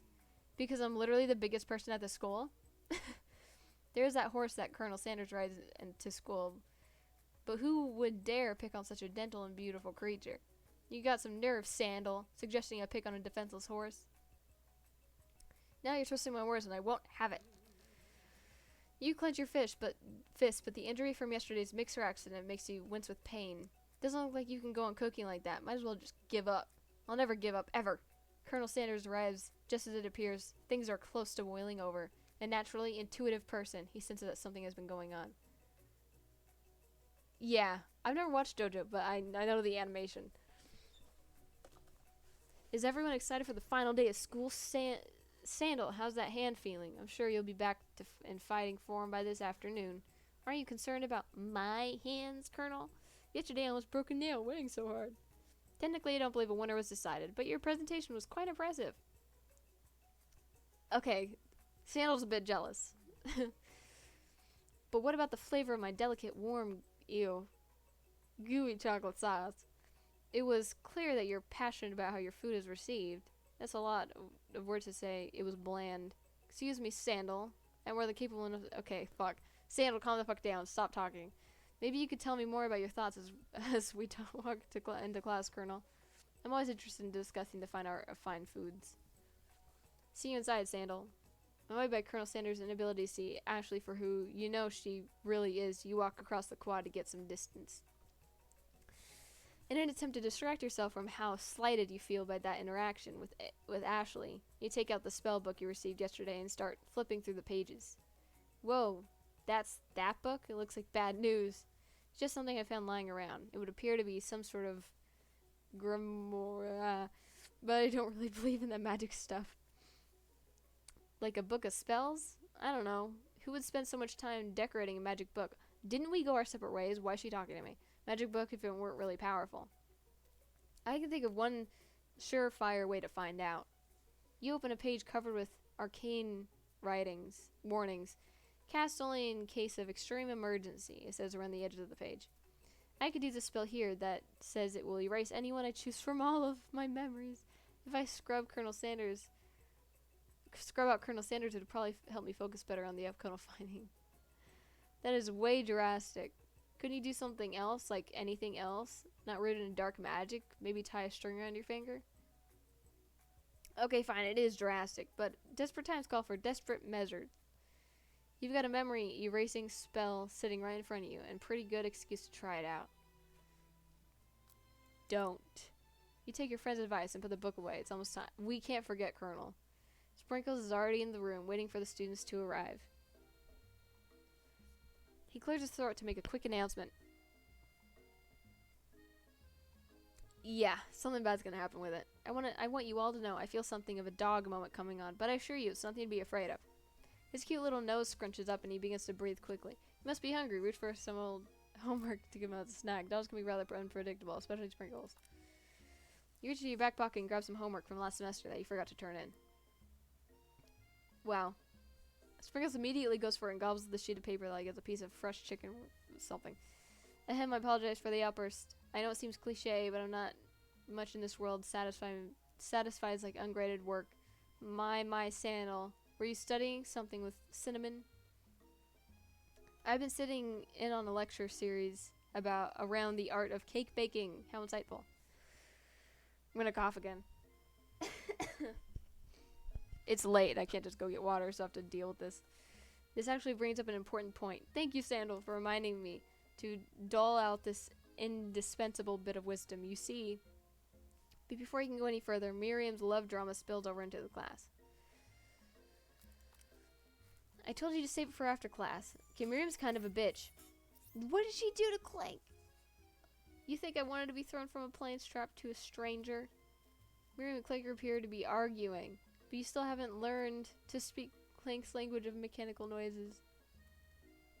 But no, you had to show off your cool kid friends, Jeff and Joan, J&J forever.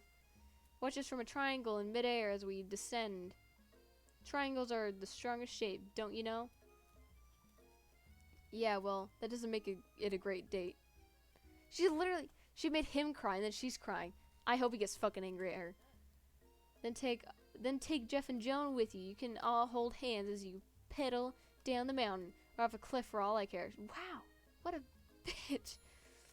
Clank begins to shudder. Steam pours out the gaps in his panels, and then a loud ding stops him in his tracks. She broke Clank! No man of seasoning is going to make me want to eat that, Clank. Clank, ew. Bursts out a completely deep-fried sneaker, considering that he himself has wheels, not feet. It's a toxic relationship, 100%. But she's the only toxic one. It's not entirely clear where it came from. In terms of deep friend footwear, oh, okay. I guess it looks okay. Clank slowly rolls out of the room to be alone with his shoe. With his shoe. Everyone tries to pretend like they didn't see that entire thing go down. She should leave. Nothing like a loud public breakup to cast a they just got together like yesterday. That's crazy. Cast a pall over the final day of school. Well, that was unfortunate. But we mustn't be distracted from what lies ahead. The final competition. Showdown Challenge Exam. I'm still working on the title, but I think you get it. Test time approaches. See you all in the arena.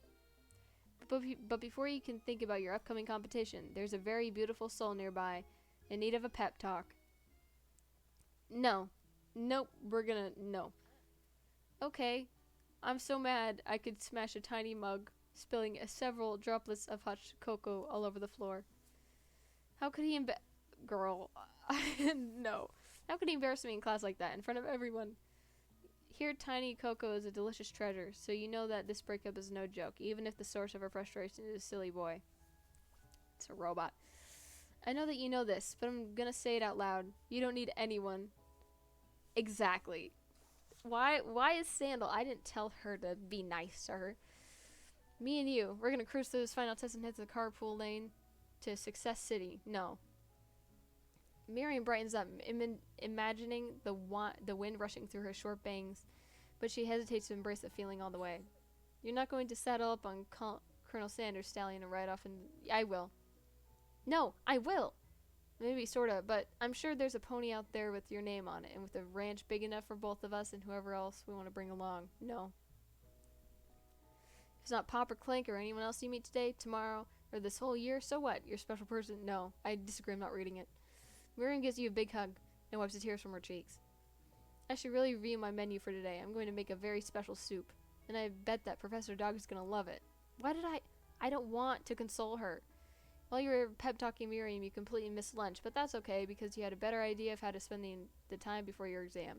You decided to head to the arena early to practice a dish. This is it, the location of your final exam. A test of will, a test of courage, a test of talent. And a chance to beat the pants off Van and the supposed Man and his eviler counterpart Ashley.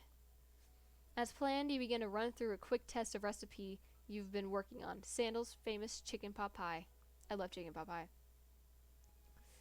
After practicing for months, making this dish comes second nature to you, and you're able to quickly get a fresh pot pie in the oven. But as soon as you do, your cram session is interrupted by Colonel Sanders. Sandal, what are you doing here? There's time before the exam. Oh, just taking it all in. I'm big into visualizing success. I'm looking at my station, picturing victory. The pot pie has begun to bake, and the smell is slowly filling the space around you. My voice broke. Visualizing, huh? That's too bad. I was hoping you were cooking something delicious. You'd usually happily share your food with anyone who was hungry, but the last time you let Colonel Sanders get in your head, it cost you a cook-off. You decide that it's time to put your cooking above your romantic desires, but the decision gets hard to stick to when the oven timer goes off behind you. Ignore it. There was no sand at all. I'm fessing up. I want him... Yeah. I want him to know this is a romance. I'm doing a little bit more than visualizing. I know. My nose can smell Popeye from 400 yards. That's an oddly specific distance, but you'd expect nothing less from such an oddly specific man. You knew it was a pot pie from the smell? Not just a pot pie, but a chicken pot pie with an all butter crust. And my nose is telling me something else. Oh no, is it burning? Ah, no, I can smell that it was made with a heaping helping of TLC. But it's probably start burning any second if you don't pull it out. The moment of truth. Wow. It's the best pot pie I've ever tasted. I've always loved country cooking, and I could eat this all day. There's no time left. The final showdown, but it's part of it's eaten. Sprinkles lays down the ground rules. There are no rules, that is, except to cook with everything you've got. You step up for the cook-off of a lifetime. You decide that mac and cheese, plus the pot pie you've been practicing, are just the dishes that will push you over the edge to victory. Meanwhile, both Van Van and Ashley are preparing wildly elaborate dishes, per their usual over-the-top selves. Miriam and her giant magnifying glass and several sets of tweezers. She's definitely prepared to go bigger, going small. Colonel Sanders seems to be harnessing his 11 herbs and spices, but he's trying to find a way to improve on something perfect. His original recipe, fried chicken. The intensity in the room starts at a full 10 out of 10 with a frenzy of action. Everyone is calling out really cool special cooking moves as they prepare their food. Wow, this is getting serious. Colonel Sanders batters his chicken as it levitates through the air. Egg wash. Miriam furiously injects ingredients into an itty-bitty pot of broth. Best friend baster blaster. Van Van flexes pectorals as he chops open a sea urchin. Let's rock and roid. Ashley scoops her pastries off the tray with lightning speed. Shallow personality spatula. Even Clank gets in on it. 5-dial pressure point chicken cooking technique. He talks now. Wait, when did Clank... Yeah. It's the singularity, as was foretold. We mustn't let it happen, or the appliance uprising will take us all. Self-destruct. Van Van quickly unplugs Clank and rolls him out the back door of the arena. Yeah, that's the worst name, Ashley. As you frantically prepare your dish, you notice Ashley has her spell book out. Is she going to use some dark magic to turn the tide? You've got a book of your own, and you're desperate not to see her win another battle. Should you take this opportunity to fight magic with magic, even if it's almost certainly evil magic? I'm doing it the hard way. Fuck magic. Who needs magic when you got passion? I'm going to do it the hard way. Colonel Sanders sees that you've chosen to win on your own terms, and he gives you a subtle wink from across the room. I believe in you, Sandal. Miriam notices too. And I've always believed in you, Sandal. I don't care about you. Since we were little kids, because I'm your best friend forever. You turn and notice that Miriam is at your station, cheering for you. Miriam, what about your dish? If you're cheering, who's cooking? Tiny food, short cook time. I'm actually already done, so I thought I'd help you. Oh, that's sweet, but... Miriam tosses a handful of spices directly into your boiling noodles. I don't want her help. It's a secret ingredient. However, she doesn't know that you lied and the ingredient was made up. And where in the world did she get the eye of Newt from? Oh boy, she ruined my shit. The boiling pot explodes, sending Miriam flying backwards. The watery noodles begin to swirl in the air, bubbling up into a dark cloud that thickens and congeals before your very eyes. Exactly. She is... she's a mess. I hate her. It is I, Steve, the spork monster. How many of these are there? Steve? Wait, what happened to Gorko? You're not here to battle me, are you? We spork monsters are many. I think Gorko had the day off, but you have conjured Steve, and I hate to battle, so I'd say you're doing pretty alright. Oh hey, you're in the middle of a cooking competition. I love this stuff. It's better than TV. You crazy kids and your culinary skills really impress me. Mind if I hang out? I'm sorry, Steve, but I'm kinda in the middle of something. Do you mind? Steve, the spork monster, knows that you got the Grimoire stashed beneath your cooking station. I see what you're up to. Crisscross some magical items and actually summon me, huh? Ah, yeah, you guessed it, sorta. If you're here, would you mind tossing some fresh noodles into a pot of salted water? I'd love to. I've always wanted to be a top chef, actually. You know, when I was just a little spork pup, back in the old country. You can feel Spork Monster winding up to tell a very long and involved story. You don't know exactly where they came from, but it seems like it was probably lonely there. Actually, you know what? Maybe you should watch from the stands. I really need to focus on the competition. I understand it's kind of like that. That time in monster school that I had fallen asleep during scare tactics class, and when I woke up, he does a serious stare at Steve and he takes the hint. Never mind, I'll tell you later. Good luck. Having suffered from this huge setback, you don't know how you could ever win. Summon extra power from within yourself. I can do this. I have what it takes. I came here to win.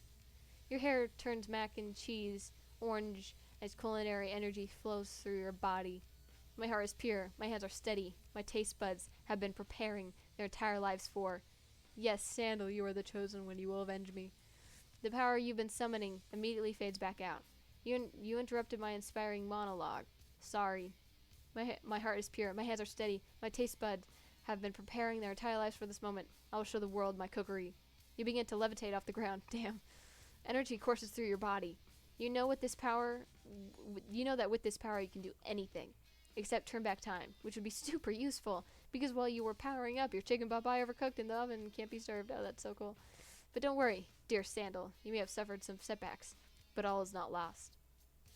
Impressed with your fortitude, Colonel Sanders decided that you have earned his support. I've been watching you today, and I must say, I'm truly impressed.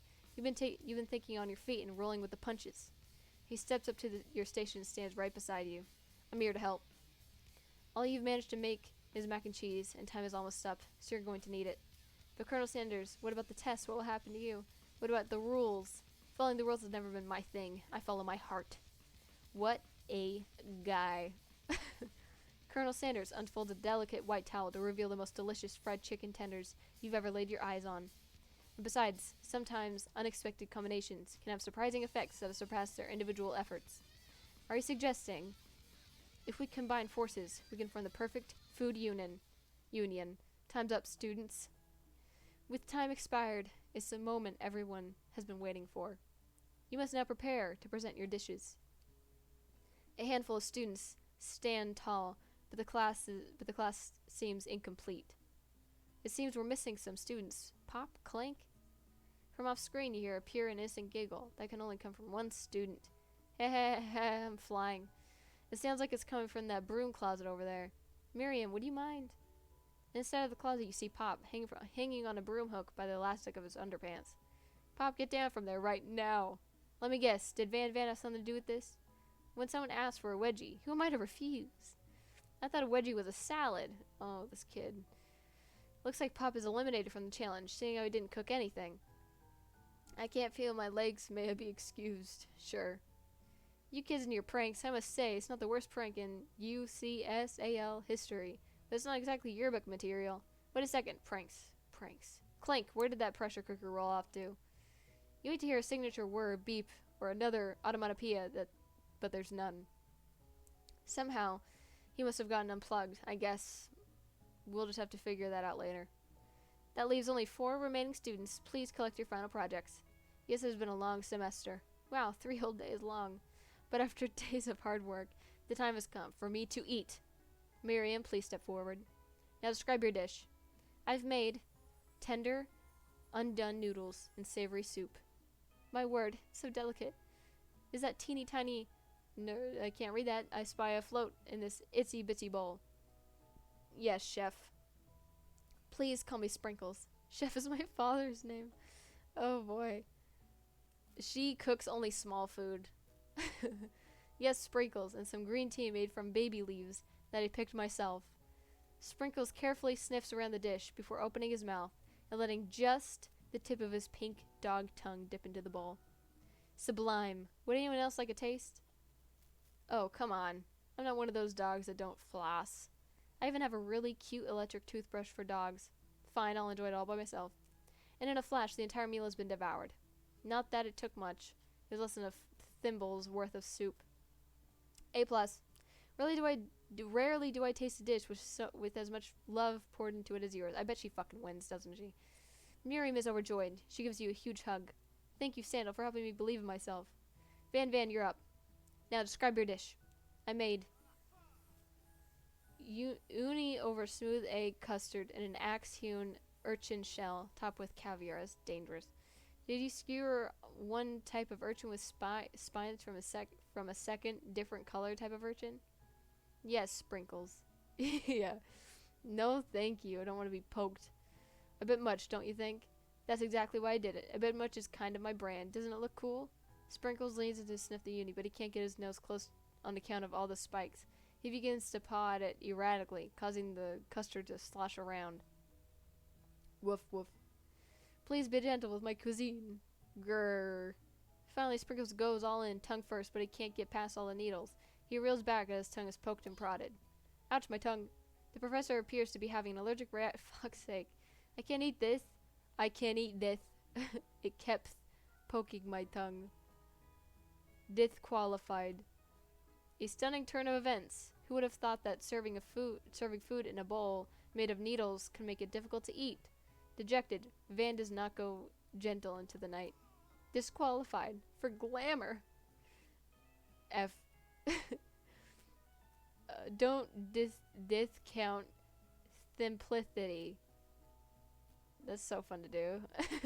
This isn't the less you've heard of me. Before forcing us to endure his swollen tongue for another moment, Sprinkles graciously laps up a bowl of milk. I know. Yeah, I'm a dog and I drink milk. Get over it. Sometimes it helps calm my agitated tongue. Next student, Ashley. It's time to step up. Now describe your dish.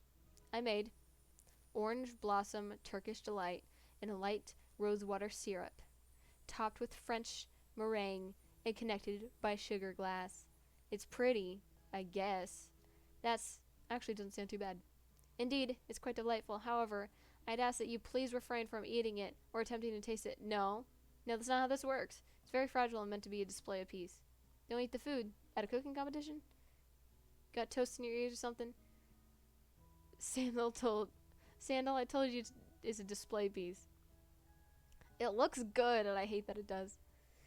Ashley, I must say, it is beautiful. However, this is a cooking competition at a cooking school. Yeah, which is why I cooked it, and did an extremely good job cooking it, too. I didn't realize that we were having an eating exam. If I wanted to be judged on eating, I go to the College of Eating, School for the Hungry. I suppose you could smell it if you absolutely insisted, but don't breathe too hard. You might disrupt the sugar spiral.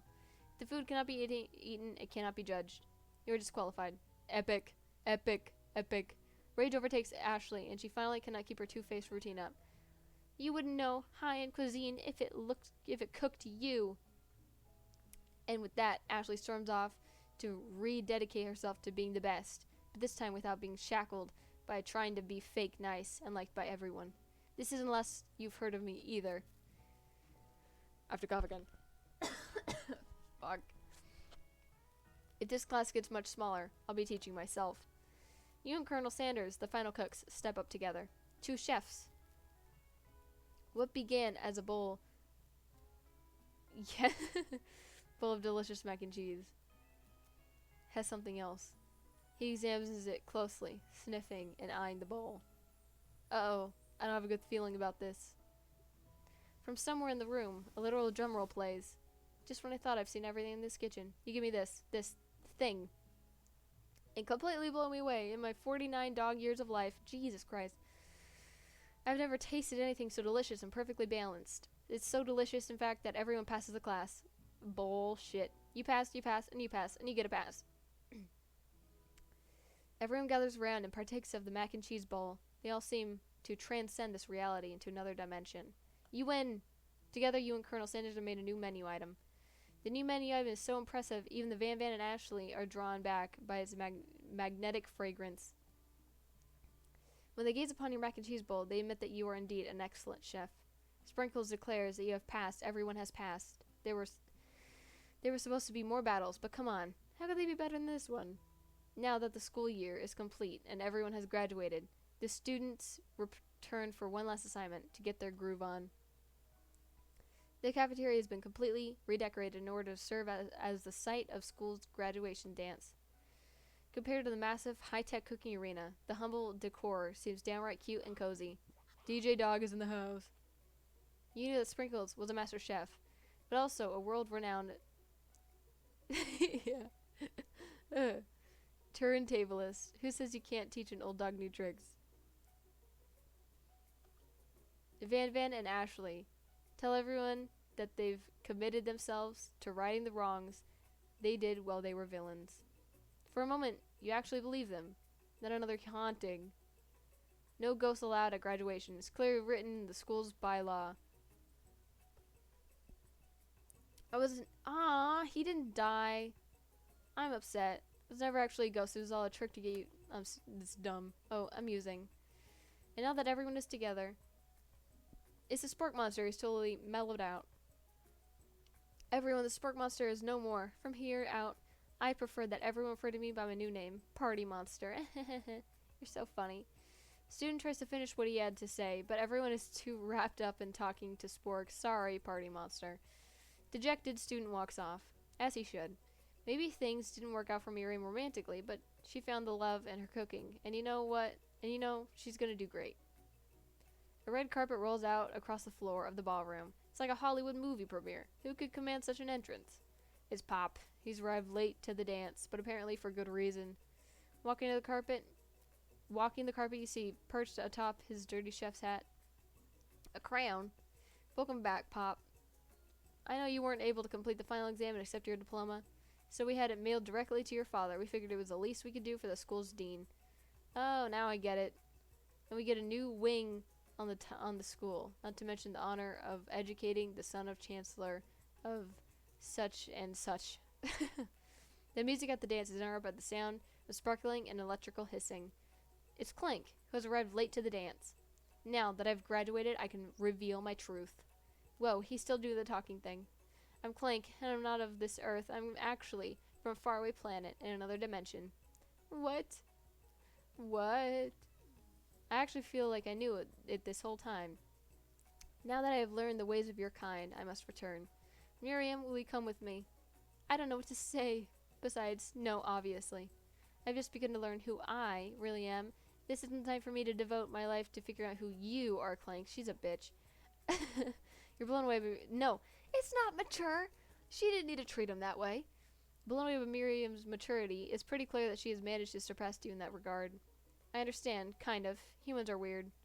The portal opens up and Clank disappears through it. Finally, Colonel Sanders arrives.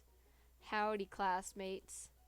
Just like the first day you met him, he has come prepared to feed the entire class. However, it's not enough to just give him a bucket of chicken. This time, it's a full meal. I didn't get to be the most famous chicken man in the history of chicken and man by not reminding people to go out and buy my chicken. The end?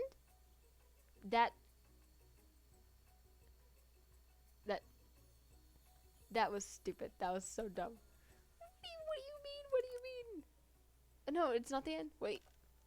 As everyone feasts their delicious chicken dinner, Colonel Sanders finds you okay, good. I was so, I was wasting my fucking time. What? Sandal, what are you doing sitting alone? Oh, just waiting for the right person to ask me to dance. I wonder, might you tell me, what are the qualities that you would expect to find in such a lucky person? Off the top of my head, I don't know, a spicy musk, a tidy goatee, and a degree from the University of Cooking School Academy for Learning, just to name a few. This truly is my lucky day. Would you dance with me? Yes, I would love to. As you glide across the dance floor, hand in hand with Colonel Sanders, the future stretches out in front of you. And once my 100th franchise is up and running, I'll be ready to take a day off, and I'll be so glad to spend it together with you, Sandal. How sweet. We'll work together and play together. Colonel Sanders stops, dead in his tracks. Work together? Well, I think this is... You, fucker. I'll just need to do by myself. But who will help you run your restaurants? I don't believe I need help. Besides, based on your time at school here, do you really think running restaurants is the best path for... I can't read. Could it be you found a love connection, but failed to earn Colonel Sanders' respect as a chef? Can he live with only half of him? Will he be able to endure sharing him with his other love, the life of an entrepreneur? I suppose I could enroll at pastry school. Oh, my dear Sandal, I'm sure that you'll find your place eventually. No! No! The love is gone. And along the way, you'll have me by your side. Okay, well, at least I'll be with them, right? The end. The end. If I just impressed him with my cooking skills. Fuck. Ow, that was fucking loud. My ear.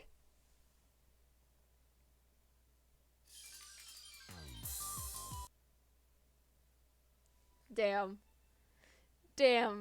I didn't get to impress him with my cooking. It would have ended a little bit differently, I think. But at the end, we still ended up... Well, Sandal and him ended up together, technically. But they would be on different paths in life. Somewhat. That was an interesting game. Slightly scary. because it's a fucking Colonel Sanders dating simulator. What the fuck is this game? That was so odd. But it was worth it. I have school tomorrow and I should not be playing this at midnight, but it's okay. It was really fun and I'm glad this was like my first stream back in like over a month. I've been wanting to stream, but it's been kind of like, yeah, he's definitely older than me. He's like 50. But I'm 18, so it's fine, I guess. Well, Sandal would also be 18 because technically same person. Um, but I don't know when I'm gonna stream again. I'm hoping in the next few days, but maybe not even this week because I have to kind of do all my schoolwork. Um, but during this weekend, I'll try to do Little Nightmares and hopefully actually finish that game. Because holy shit, I just have not been playing it. And then maybe I could start the second Little Nightmares. I've been really wanting to do that. Yeah. I kind of want to play Pokemon again soon, but I kind of am sick of Pokemon Showdown. But I can't really play the DS Pokemon stuff, so I just have to settle for that. What I might play also is Tamagotchi Life, because I have a way I could play it on the computer. And I think that'd be really interesting. And it's more of a somewhat creative game. Not with like drawing, but you can make Miis and stuff, and I feel like that'd be fun to stream. Um, so yeah, I mean, thank you for watching, Blue Skylar. I really appreciate it. You've been here like half this entire time. Um, Tamagotchi Life, it's like a DS game. But I've wake up played on the computer. It's like some whack shit. It's really funny. Um, you like set up families and stuff. It's fun. It's like Sims, but like less in depth. um, but yeah, thank you again. I really appreciate it. I hope you'll check in on any other streams I do at some point. You're fun to talk to, so yeah. All right. I'm gonna end stream now because it's getting late and I need to sleep. Um, I will see you all that end up watching this VOD in the next stream. Bye.